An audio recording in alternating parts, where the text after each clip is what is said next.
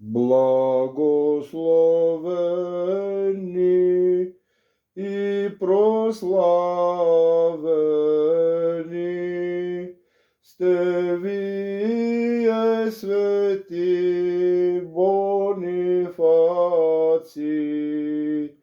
и света Аглаида и вашите светитела и вашите свети икони и вашите свети храмове и вашите свети монастири